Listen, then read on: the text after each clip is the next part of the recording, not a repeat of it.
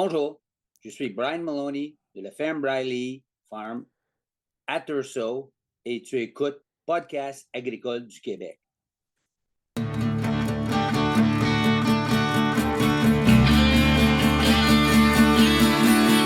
les podcasts agricoles à la vie, comme à l'école, on se parle de bricoles, de choses anticoles.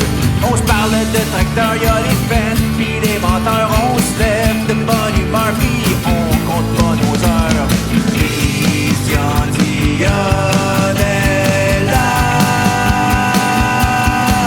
Agricole, agricole, agricole, agricole, agricole, agricole, agricole, agricole. Bienvenue dans le podcast agricole du Québec avec Christian Dion.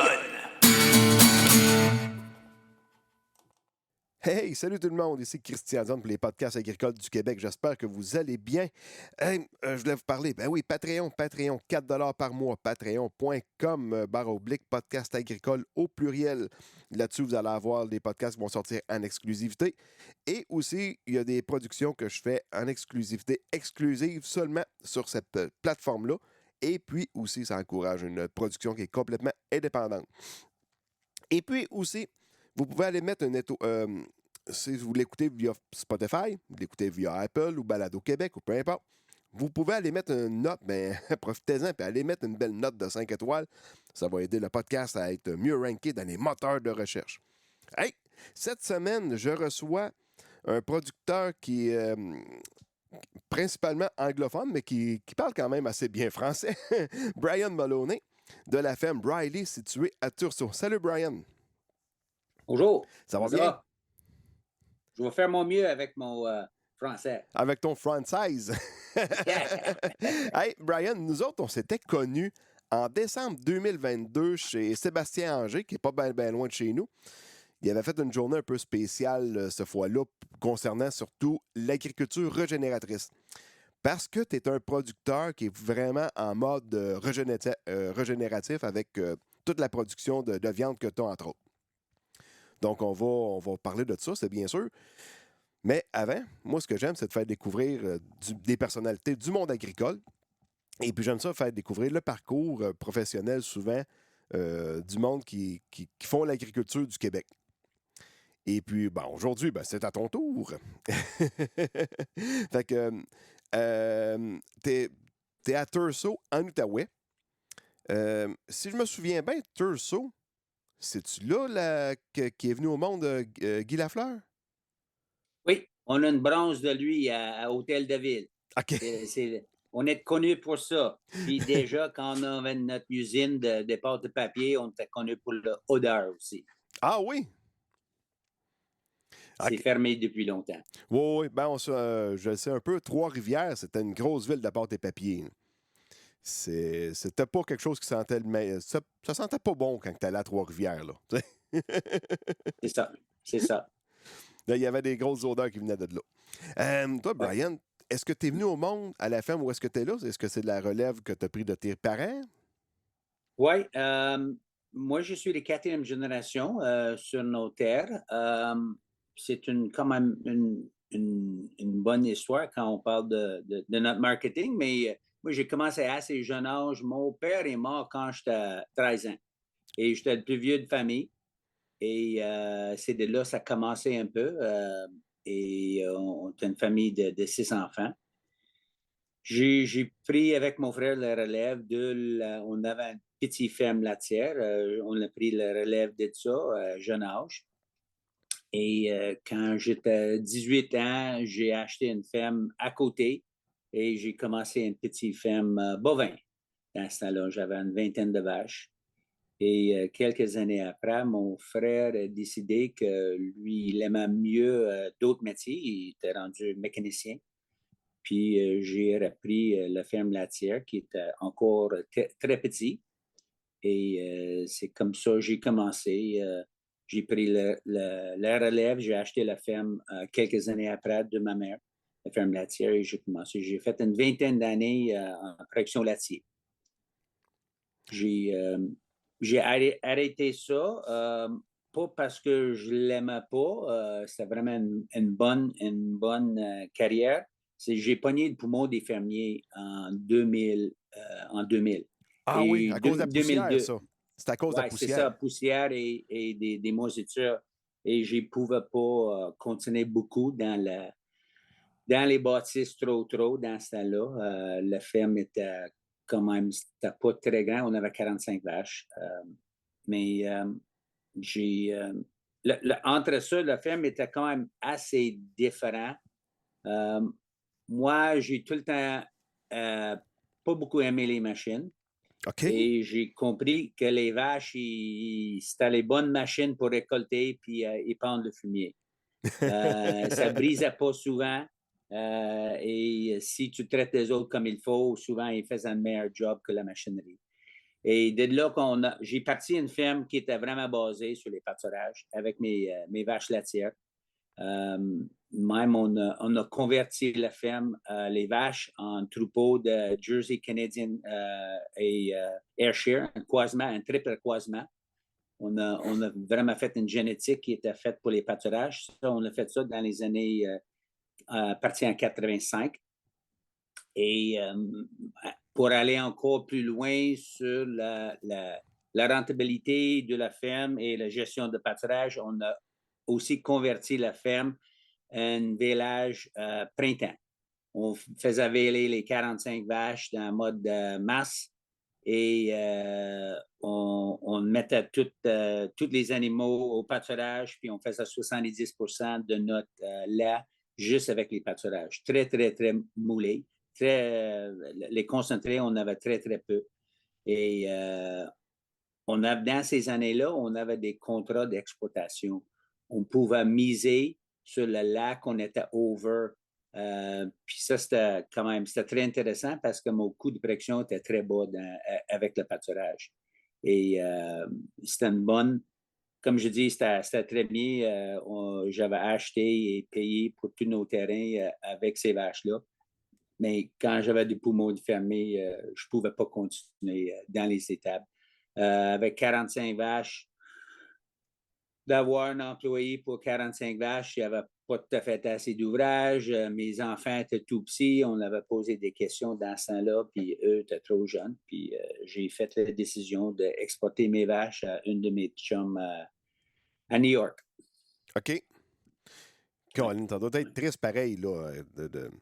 Mais qu'est-ce que ça fait? Moi, je la connais pas vraiment, cette maladie-là. Est-ce que tu peux nous expliquer un peu qu'est-ce que ça fait au juste? Tu sais, là, quand tu pognes un gros grippe, là, un Oui, grippe d'homme, là, tu sais, quelque chose une vraie, là. une vraie. Mais c'est comme ça tous les jours. OK.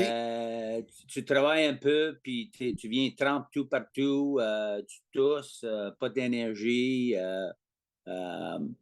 Puis en sortant de ça, ben ça change assez vite. Mais le problème, les conséquences, c'est ça abîme les poumons, puis ça ne se répare pas. C'est pas comme, mettons, tu fumais, puis tu arrêtes de fumer, mais tes poumons vont réparer. Avec ça, ça ne se répare pas. Moi, j'ai comme perdu 20% de capacité de mes poumons. Oh, tabarouette. Puis là, t'avais... Mais j'en ai des grands poumons. Là. Quand ils prennent des reins OX, là, ça prend en 2 coups là, parce que ça a l'air sont très longs. OK. Je suis capable de courir encore un peu à 64. OK, t'as 64 ans. Ouais. Fait que on reparle à peu près là, 20-22 ans où est-ce que... C'est ça. C'est V'là ça. 20, v'là 22 ans. À 2002, les vaches ils ont descendu à New York. OK. OK. Attends un petit peu. Là, tu avais parlé de quoi à propos de tes vaches? Ah oui, que tu disais qu'ils valaient tout en même temps au printemps. Oui. Ça, c'est un peu... Qu'est-ce que c'était-tu pour avoir un Noël, pas avoir de train à faire à Noël pour que tu faisais ça? Fait que toutes tes vaches ont terri ou... Il y avait bien des facteurs dans ça. C'est surtout pour le type de ferme que j'avais fait. J'avais très peu de machinerie. Je voulais des choses simples, le plus simple possible. Et c'était surtout pour le profit et pour la qualité de vie. Moi, je n'aimais pas faire la même chose tous les jours. Mon j'en ai pas assez de focus puis de faire tout le temps la même chose tous les journées. Je l'aimerais suivre vraiment des saisons. Et je l'aimais aussi que pendant l'hiver, les animaux étaient comme dormants, les sols étaient dormants, puis je pensais les humains devraient être dormants pendant cette période-là. Et c'est ça qu'on a fait, surtout pour toutes ces choses-là. Et pour la gestion de troupeau, c'était très facile. J'avais un groupe de vaches, un groupe de taures, puis après ça, on avait des veaux. La gestion était très, très simple. Puis ça faisait très bien une personne toute seule. Et je pense, depuis jeune âge, je l'aimais faire des choses différentes. Ah, ben c'est bien. Puis là, bon, là, tu as vendu tes vaches, sont parties dans l'État de New York. Là, tu as converti ça un peu en étape pour produire de la viande, dans le fond, en plus en vache à bœuf. Mais là, dans l'étape, tu as encore de la poussière, là. Je veux dire, c'est-tu moins pire, ça, que quand tu avais des vaches laitières? Parce que, tu sais, des vaches laitières, je peux comprendre. Mettons, les vaches sont attachées. Il faut que tu mettes de la paille de manière régulière, mettons, avec un hache-paille, qui veut pas, ça fait pas mal de poussière dans l'étable. Je sais pas, j'essaie de comprendre un peu, là, de conserver les animaux malgré la maladie. Oui, il y avait plusieurs étapes de 2002 à aujourd'hui aussi. C'est que moi, je savais que je ne pouvais pas travailler dans les étables. On a commencé avec juste quelques animaux pour faire la vente, mais je gardais beaucoup des animaux en pension pour d'autres fermes. OK. On utilisait nos pâturages je prenais j'avais des taures Holstein, j'avais quelques groupes de vaches et leurs veaux, j'avais des semi-finitions, on gardait jusqu'à 300, 350 têtes de les autres personnes, d'autres producteurs. On utilisait nos champs en pâturage. Et avec ça, j'étais capable comme continuer de travailler comme 8 mois par année et je n'avais pas besoin de travailler dans l'étable. On utilisait encore les animaux pour récolter le forage et continuer à améliorer encore des champs. Et j'avais un revenu qui est rentré comme ça. Et tranquillement, quand on a commencé à faire un petit peu plus de bœuf, là, c'est retourné. De retour, oui. Oui. On a gardé vraiment dans ce temps-là comment utiliser nos ressources le maximum. Et je voyais que la vente directe, c'est la meilleure façon pour nous. Et on a calculé le nombre de têtes ça prenait. Et c'est pour ça, tranquillement, j'ai commencé à acheter des animaux au printemps, mettons des 750 livres, un an. Et on faisait des finitions avec pâturage. Et aussi, on gardait les animaux en pension. Et graduellement, on a enlevé ou on gardait moins d'animaux en pension et plus des animaux que nous, on finissait nous-mêmes. Et aujourd'hui, on est rendu à 125 têtes de bouvions finis. Je garde encore peut-être, cette année, on regarde peut-être juste une cinquantaine de têtes de remplacement pour une autre ferme. Et on a un petit troupeau d'agneaux. On a peut-être une centaine d'agneaux. Et ça ne me dérange pas d'être dans les tables avec ça parce que ça, c'est vite fait. Une demi-heure le matin, puis 15 minutes après, c'est vite fait. C'est pas beaucoup de poussière, une bonne foin sec, deuxième coupe. On achète tous nos foins. Ah oui? Oui. Dans ce temps-là, quand j'ai fait la décision de continuer dans le bœuf, comme je dis, on avait juste 300 acres. On savait le revenu qu'on voulait. Une modèle classique, ça ne permettait pas. On a décidé de tout vendre nos machineries, acheter un peu de foin qu'on avait besoin et mettre tous nos champs en pâturage. Et de là, on est capable de faire un revenu pour moi. Et là, les dernières années, c'est aussi ma fille qui a joint à l'équipe, puis c'est elle qui va prendre la relève. Mais c'est vraiment, on a fait ces décisions-là avec nos ressources pour en sortir qu'on est capable de vivre avec ce qu'on avait. Parce que, surtout aujourd'hui, là, maintenant, les terres alentour de chez nous, ça a pris beaucoup de valeur, comme le restant de Québec, mais c'est des gens à l'extérieur qui achètent des terres à gros prix pour le soya puis le maïs. OK. Il se fait un peu de grande culture dans ton coin? Oui, oui. On est une île verte là maintenant. On est entouré avec toutes sortes de couleurs, mais pas assez de vert. Là, pour tes pâturages, là, est-ce que tu fais, je ne sais pas trop comment dire ça, comme une espèce de rotation? Parce que, mettons, tu n'as pas un champ de 20 arbres où tu envoies tous les animaux dedans. J'imagine que tu mets une clôture puis tu t'avances la clôture un peu à chaque jour pour qu'il y ait toujours du nouveau foin à manger. Comment ça fonctionne un peu de la gestion de tes pâturages? Nous, c'est très intense, notre gestion. Les bouvions, les animaux à finition, on les change 4 fois par jour. Pour le groupe de bouvions, on a 200 arbres, puis ça veut dire qu'on peut avoir jusqu'à 200 petits parcelles. Normalement, on divise ça dans les lots d'un arbre pour 100 cucs d'animaux. Et c'est vraiment une gestion intense. Pour les animaux, en pâturage en forfait, c'est 2 fois par jour. On a deux différents sites. Et c'est intense. Et de le départ, tu sais, là, aujourd'hui, on parle de régénératif. C'est une façon de faire des choses autrement. Mais moi aussi, en 2002, j'étais habitué d'avoir une bonne paye de lac qui rentre tous les 2 semaines. C'était facile à dépenser un peu. Mais là, quand on a fait le virage vers le bœuf, je savais que les revenus seraient beaucoup moindres. Et de là, tu sais, 25 ou 20 quelques années passées, régénératif, ça n'existait pas, là. Non, le thème régénératif n'existait pas, c'est vrai. N'existait pas. C'est comme les sols en santé. Ça fait pas des années que ça existe non plus, les sols en santé. C'était low profile. De là que j'ai juste pris une décision que faudrait qu'on trouve une façon de faire des choses autrement, avec des revenus qui étaient beaucoup plus modestes qu'on avait avant. Et c'était quelques années avant que j'ai arrêté de labourer les champs, de travailler le sol. J'ai arrêté en 97. Et je pense que la dernière fois, j'ai mis l'engrais à l'entour de 98. Et le show peut-être de 2000. On n'a rien mis sur les sols depuis ce temps-là.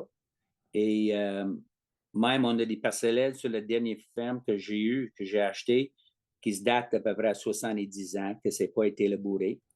La dernière fois qu'on a pris nos échantillons de sol, tout continuait à augmenter.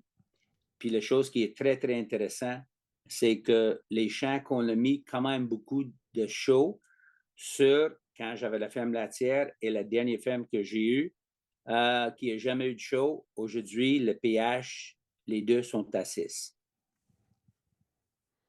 C'est que là, c'est devenu fun quand on parle de régénératif. C'est quand on est capable d'augmenter la quantité de créatures dans le sol, surtout les vers de terre. Leur fumier de les vers de terre, c'est à 7. C'est neutre. Puis plus qu'on a des vers de terre, plus on est capable tranquillement d'augmenter le pH dans notre sol. Ah, quand oui? on a beaucoup des vers de terre.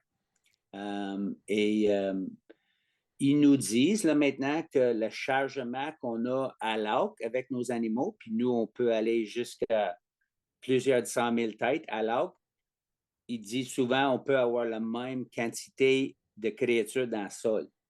Si on a 300 000 arcs des vaches, des animaux sur un arc en un certain temps, on peut avoir autant de bébites dans le sol. Puis quand on creuse dans le sol ici, ça bouge. Ça bouge. On a des champs maintenant qui dépassent 12% matière organique. Les plus bas sont rendus à 8. Et tabarouette, wow! C'est de la matière organique, ça? Oui. Puis on est une argile presque pas capable de travailler, très, très humide. Souvent, c'est des sols très durs à gérer.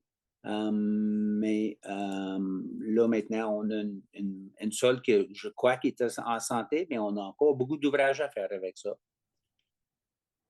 Ben oui, mais c'est sûr, mais il y a tout le temps de l'ouvrage à faire, mais 12 de matière organique, c'est une bonne terre forte, là. C'est quand même le fun à voir, là. Oui, et de là que mes recherches dans la partie régénérative, c'est que est-ce que c'est est-ce que ça travaille toute cette matière organique? Est-ce que c'est rendu que c'est stable puis c'est pas assez actif? Est-ce qu'on devrait faire quelque chose dessus? On a fait quelques essais avec des tisanes de compost, Oui, des OK. extras de compost. On regarde ça euh, parce que c'est comme l'argent dans la banque, cette matière organique, puis il faudrait qu'on trouve des solutions qu'on est capable de faire travailler ça. Dans le fond, c'est avec.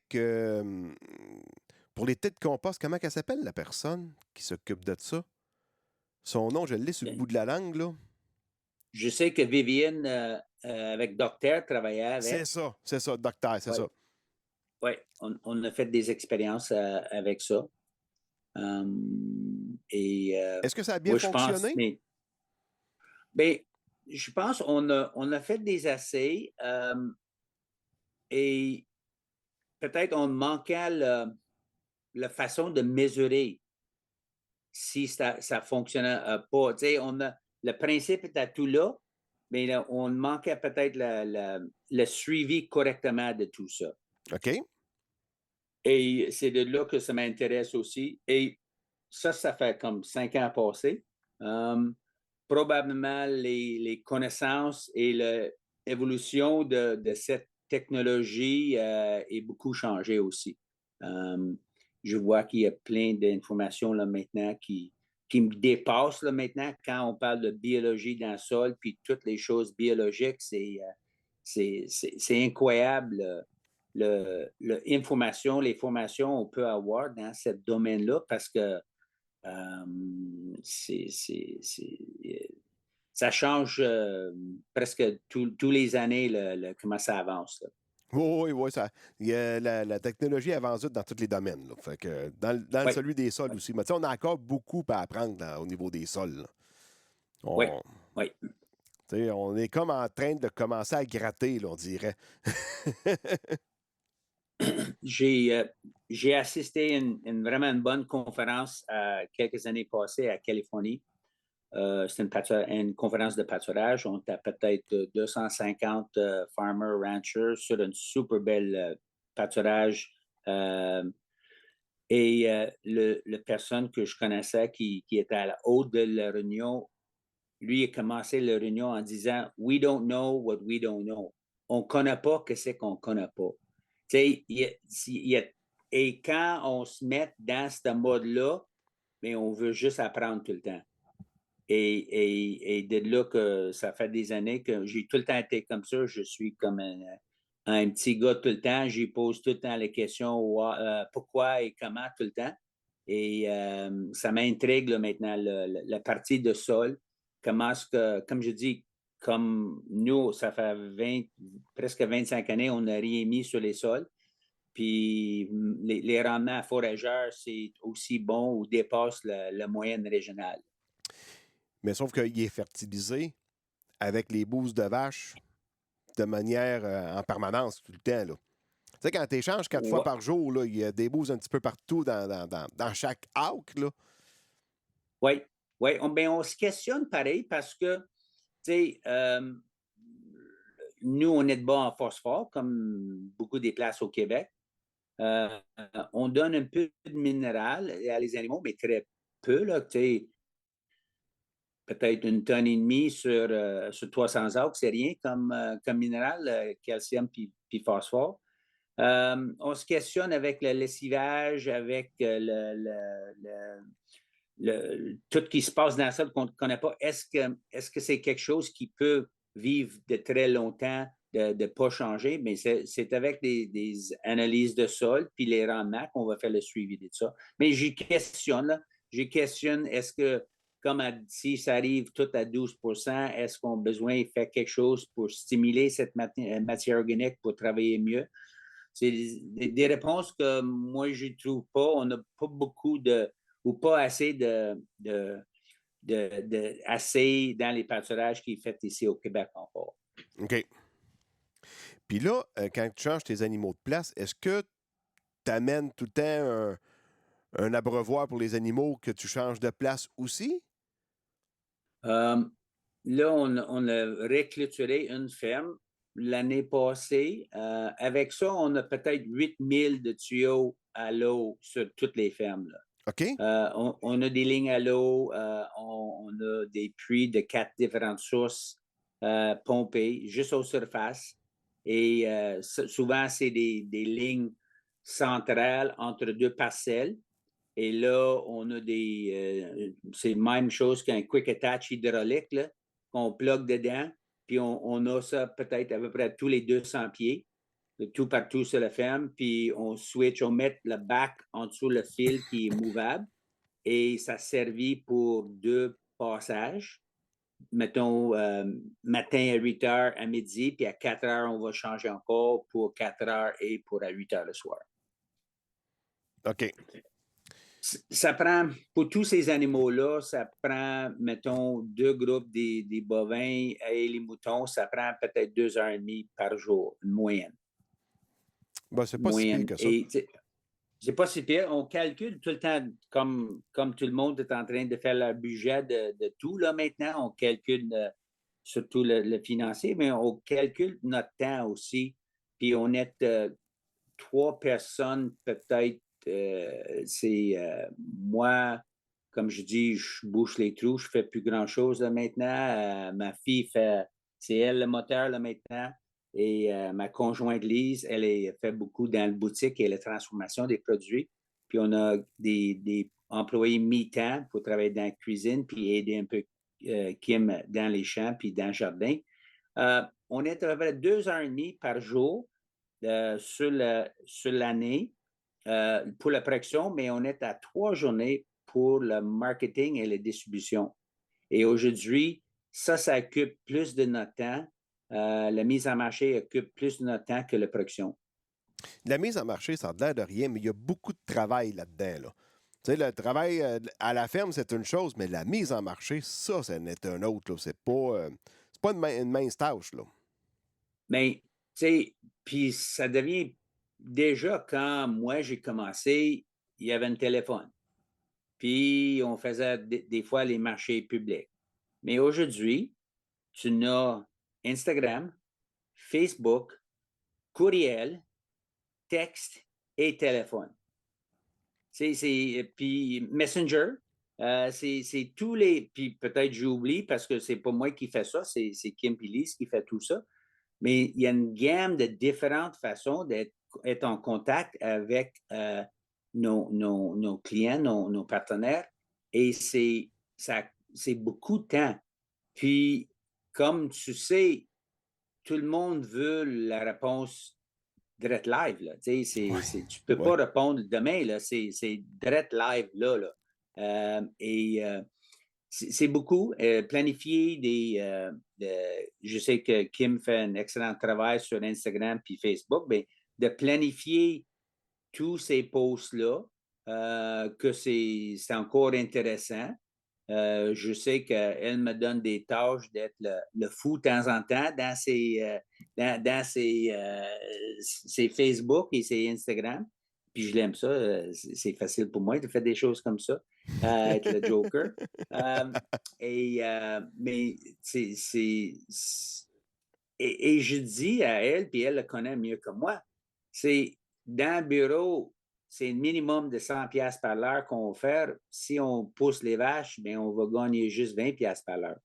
On choisit dans notre secteur d'activité, la mise en marché direct, là, c'est la proximité de le client, c'est ça qui est la partie qui est payante. Oui. Parce que on peut le voir via la page Facebook de la ferme Briley. La plupart des posts qui sont faits par Kim, ta fille, elle en fait pas mal. Elle maintient ça pas mal à jour. Puis c'est le fun de voir suivre ça. Puis comme l'été, là, quand elle nous montre les animaux, puis tout, puis à un moment donné, on voit une petite story qu'elle a faite dans la boutique, puis t'as l'air d'avoir une méchante belle boutique aussi, là. Je pense qu'on va essayer de faire un tour à un moment donné, puis on va essayer d'aller voir ça. Puis c'est tellement fun, mais moi, encore, j'ai pas été élevé dans cette technologie-là. Des gens qui arrivent à la ferme, qui c'est leur première fois, ils savent la journée de la fête de Duke, le chien, qui est presque dans tous les posts, là. Ils savent que s'il y avait un bobo, un mal de patte, ou, ils connaissent toute son histoire, là. Les gens attachent vraiment à la histoire, la partie, que soit c'est les chiens, les petits moutons, il faudrait qu'on en donne quelque chose à entertainer les autres, là. Et puis là, la boutique, tu l'as commencé déjà en quelle année à peu près? C'est pas longtemps après avoir vendu tes vaches? 2013. 2013, OK. Tu as vendu tes vaches en 2013. 2003. 2013, ma femme était infirmière, Oui. puis elle a fait 28 années dans ce domaine-là. Puis en 2013, elle a dit, je suis plus capable, trouve-moi un job. Puis moi, comme je l'aime faire la création des choses, parce qu'on avait commencé tranquillement un mini-business. On faisait des mariages à la ferme. OK. Elle dit, mais peut-être c'est la fun de faire ça. Puis comme d'habitude, on a sauté dedans sans connaissance de ce que ça peut servir, parce qu'on avait une grange qu'on ne servait plus quand où est-ce que je gardais mes torts. Puis on savait que la ferme était expropriée par la route 50. Puis avec cette expropriée, tous nos fermes étaient expropriées par la route 50, mais celle-là surtout est devenue une intersection de deux routes majeures. Et c'était une belle bâtisse. Et on a juste fait un peu de ménage. On a commencé à faire des noces très simplement. Mais en 2013, elle dit, trouve-moi un job. OK? Mais j'ai tout défait. Pour moi, je n'ai pas fait grand-chose. J'avais des personnes de qualité qui travaillaient pour nous autres. On a tout fait en dessous de la grange. On a fait la cuisine, la boutique, le congélateur et tout. Et en haut, on n'a rien fait. C'était la partie de foin qui était à super bonne condition. La grange était à bonne condition. Puis on l'a lancé dedans, une business de mariage. On faisait des mariages tous les fins de semaine, à partir de mai jusqu'en octobre. J'ai bâti une barbecue style argentin, une parilla, dans une vieille poulailler à côté. C'était vraiment rustique. On faisait des groupes de 100, 120 personnes tous les fins de semaine. Et avec l'arrivée de COVID, ben, on a perdu cette business-là complètement. On a perdu un tiers de notre revenu dans une semaine, la première semaine de mars, quand le COVID est arrivé. Et tabarouette, OK. Fait que c'était assez récent, là, ce business-là de réception. Oui. Là. Oui, et dans ce temps-là, Kim il commençait ça c'est en 2000, ça? COVID, oui, c'est ça. 2020. Et oui, 2020, c'est ça. Et Kim était en stage à Californie, nord de Californie, sur des ranchs là-bas. Puis elle était supposée être partie pour plus longtemps. Là, les frontières fermant. Puis elle a dit, ben je vais retourner. Mais j'ai dit, dépêche-toi, là. Puis elle a traversé à Colombie-Britannique. Elle a fait la traverse de Canada puis US dans plein milieu d'hiver sur son Yaris. Sur le Toyota Yaris, hein, boy! Ouais. C'est drôle, ça. Elle avait un peu des problèmes avec les breaks. Elle est allée à un garage à Californie pour voir les breaks. Puis le gars, là-bas, il n'y a pas de sel, hein? Ouais. Et eux, ils ont dit, mais c'est fini, ce char-là, ça ne marchera plus. Là, tu ne peux pas arranger ça. Il y a du corrosion tout partout. Puis elle m'appelle, je dis, mais sors de la garage, puis trouve un autre, puis explique que tu viens de Québec, puis il y a le sel, puis c'est normal pour nous autres. finalement, elle a trouvé une place, puis ils ont chargé bien trop cher pour changer ses breaks pareil, là, parce que les autres, ils ne voulaient pas avoir une garantie d'avoir une machine, puis c'était pas aussi corrosé comme ça, mais c'est juste, ils n'ont jamais vu des véhicules qui étaient maganés par le sel. Hein. Et elle est retournée. Elle est retournée. Et la première semaine de mars, on a fait la décision que oui, on a perdu notre business de mariage. Elle dit, mais on fait quoi là, tu sais? Mais je dis, moi, je pense qu'on peut avoir une augmentation de la vente de la viande à cause de ça. On a décidé d'aller tout de suite à l'abattoir, d'avoir plus des dates à l'abattoir, parce que c'est pas facile d'avoir nos dates. Tout de suite, on était chanceux, on a doublé notre production cette année-là. De là, on a mis plus d'énergie sur la production de bœuf et la vente de ça. Et on n'a pas retourné dans le business de mariage. Ah, ben, colique. Ouais, ça a changé pas mal d'affaires sur la COVID. Ça a changé. C'est Kim, avant qu'elle était à la ferme, elle gérait des pubs à Ottawa.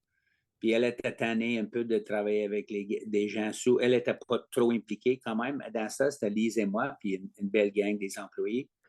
Et moi aussi, Lise aimait beaucoup parce que c'est elle qui faisait toutes les cuisines et tout ça avec des clients. Moi, je dealais plus avec les belles-mères, puis les décorations, puis les batailles à la fin le soir.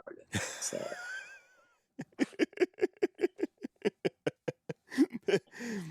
Mais dans le fond, quand tu avais les mariages chez vous tous les samedis, c'est comme avoir des vaches à lait, là. C'est dur de prendre des vacances, là.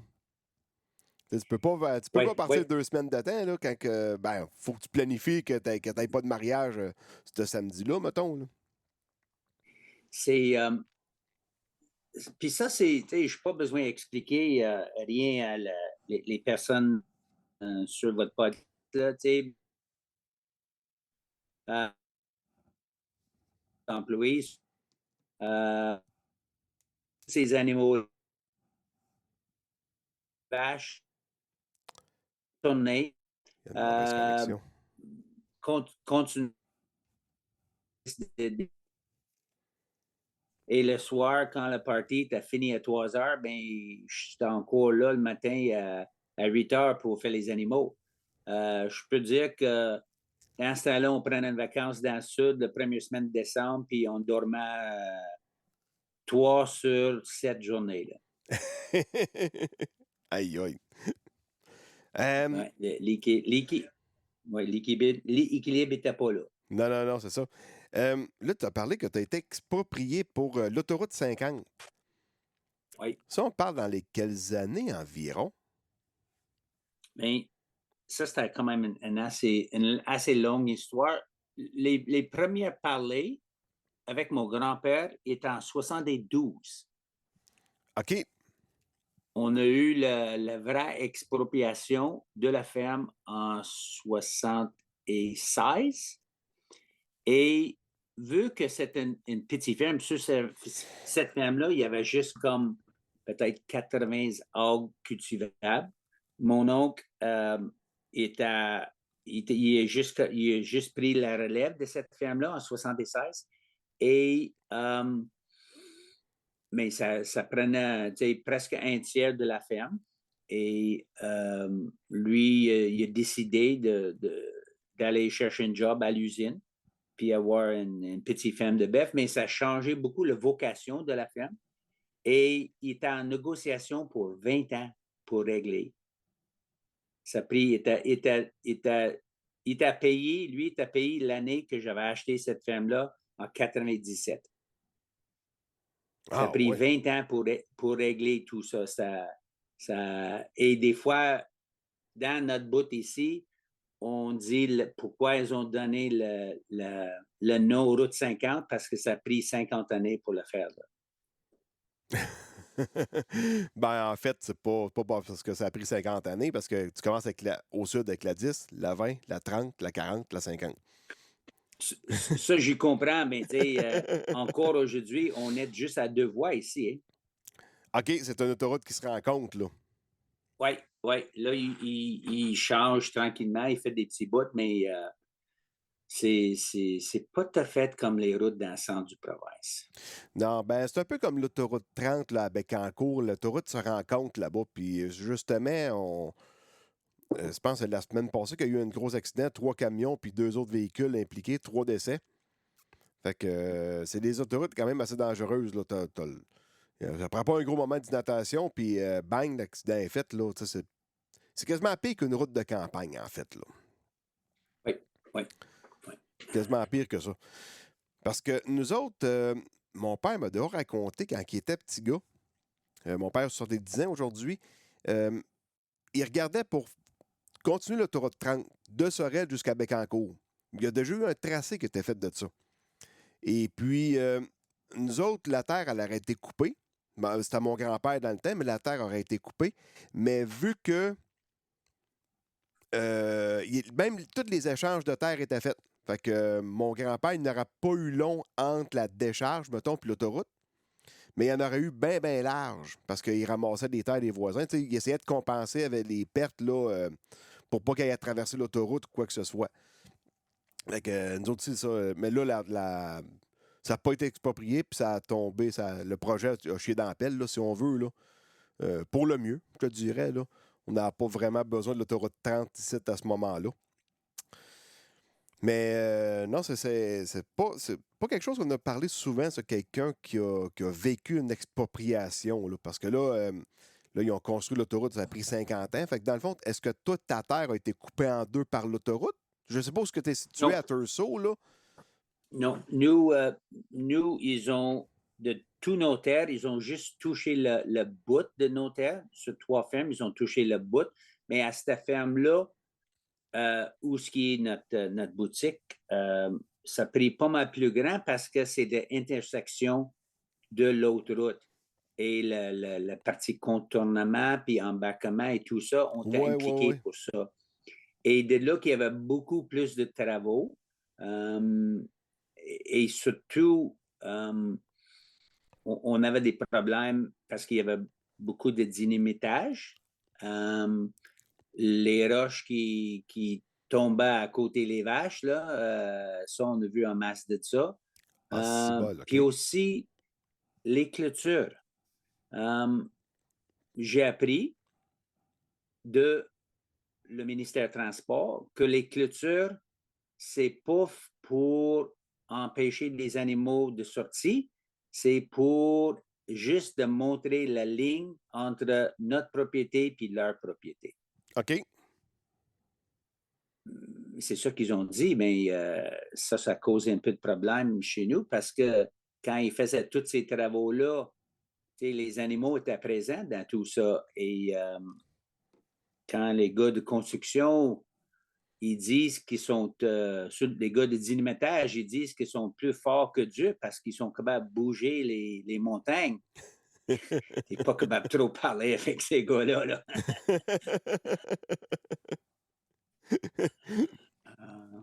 Et c'est pas été facile à cette ferme-là. C'était quelque chose qui était à l'eau cet été-là. On avait beaucoup de problèmes et on ne se sentait pas trop écouté dans cette démarche-là. Là, après, c'est passé une fois. Là, tu comprends un peu les démarches qu'on devrait prendre avant.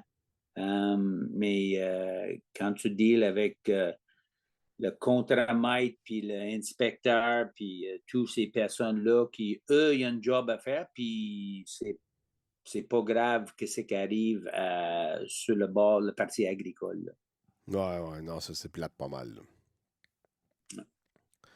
Mais toi... C'est réglé, puis c'était un plus pour la ferme finalement, parce que on est une intersection de routes majeures, puis c'est pour ça qu'on a mis l'énergie sur la vente directe, et, parce que c'est devenu une opportunité. Ah ben oui, tu avais une belle opportunité là, pour faire augmenter la clientèle vu que tout était là. Oui. Ça facilite les choses, puis tout. Là. Et puis, là, dans ta boutique, as-tu principalement que de la viande? Est-ce que tu as d'autres produits, mettons, d'autres fermes avoisinantes qui fabriquent d'autres genres de produits? Est-ce que tu es Mais limité juste à des produits de ferme ou... oui, oui, on a la miel, on a les ruches à la ferme d'Intermiel. OK. On a tout à leur miel. On a 2 ou 3 autres producteurs. On a du sirop d'érable de la voisine. On a des épices, les moutardes, des choses qui vont avec la viande. Mais c'est surtout nos produits qu'on a. Parce qu'on a une ferme juste à côté qui est pas mal plus boutique locale. Puis c'est juste à côté de nous. De bien travailler avec nos voisins, puis on laisse eux autres, c'est légumes et beaucoup des produits locaux. Et OK. on laisse ça pour eux autres, puis nous, on focus sur ce qu'on fait mieux. Là. OK. Fait que toi, tu produis la viande, tu vends la viande et le voisin, il vend ce qui accompagne la viande. C'est ça. Oui. Ouais. On peut faire des bonnes soupers ensemble. Exact, exact. Hey, je voulais te parler. Moi, ce que j'ai remarqué avec le temps, tu vas pouvoir plus m'en parler. Tu sais, la rivière des Outaouais. Oui. Sur le bord du Québec, ça semble plutôt anglophone. Et sur le bord de l'Ontario, c'est le contraire, c'est francophone. Est-ce que je me trompe? J'ai. Sur l'autre bord, oui, c'est francophone. En Ontario, c'est francophone. Est-ce que c'est plus anglophone? On n'a pas tant que ça. Mais dans la région ici, où ce que je suis, c'est tous des Irlandais et des Écossais qui ont défriché. C'est mes arrière-grands-parents qui ont défriché nos terres ici. OK. Mais c'est une bonne observation, puis faudrait que je fasse plus de recherches, mais je sais que l'autre bord, c'est tout francophone. Ça, c'est certain. Jusqu'à, mettons, Rockland, quand tu approches plus Ottawa. Le restant, c'est tout francophone. Bonne question. Tu sais, souvent, ouais. Je peux pas dire. Ben, j'avais comme remarqué ça. On dirait que de la rivière des Outaouais, sur le bord du Québec, on dirait que c'est beaucoup plus anglophone. Sur le bord de l'Ontario, c'est francophone. Tu sais, c'est comme... Mais quand on monte en Pontiac, oui. Mais plus en bas ici, mettons une partie de Gatineau vers l'est, je ne suis pas certain. OK. En allant vers Peut-être l'est. déjà. Peut-être déjà. Parce que j'avais déjà parlé pas mal avec quelqu'un qui était à Bronxburg, Chatham. Puis il arrive, il me dit, ici, là, il dit, ça a l'air de rien, là, mais il y a pas mal de monde qui parle anglais, là. Puis ça, c'est vrai, mais c'est pas grand, ça. La chute, Brownsburg, Chatham, j'en ai des amis là, mais c'est tout petit, cette partie-là. T'sais, entre ça, c'est plus des francophones. OK. Non, c'était comme une observation comme ça, là. Parce que là, je vais en profiter pour y demander. On le voit via ton accent, tu parles pas français à tous les jours. Ben, peut-être à tous les jours, mais ta langue première, c'est l'anglais. Oui, full English. Mon héritage est irlandais de tous les bords. Probablement, on a parti d'Irlande comme des voleurs de moutons ou quelque chose comme ça. Là, on a parti dans une période où les riches étaient déjà partis. C'était juste les pauvres qui restaient là. OK. Quand tu parlais de voleurs de moutons, ça me fait penser, il y a une série qui s'appelait 1800. Ouais, 1804. Non, c'est 1923. C'est une série qui est un peu rattachée à Yellowstone, la série Yellowstone.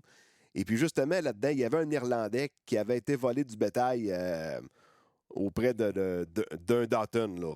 Il y en a qui connaissent la série, là, vont connaître un peu le nom de famille des personnages. Là. Fait que c'est pour ça que quand tu as dit un voleur de bétail, bon, ben ça m'a fait tout de suite penser à cette série-là.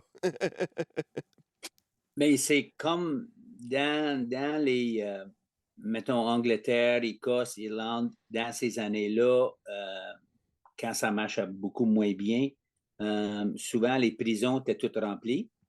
Et eux, ils ont servi l'opportunité pour coloniser d'autres pays comme Australie. C'était tout colonisé par les prisonniers. Oui, oui, oui, j'avais déjà entendu parler de ça, oui. Oui, oui. Et je pense Irlande, ils ont fait la même chose. Et au lieu de nourrir les autres en prison, ils ont mis les autres sur un bateau puis ils ont parti. Là. OK, ciao, bye, on n'a plus de besoin. That's it. Arrange-toi. Ça coûte moins cher de même. Surtout en Australie, tu peux pas te sauver là-bas avec un radeau.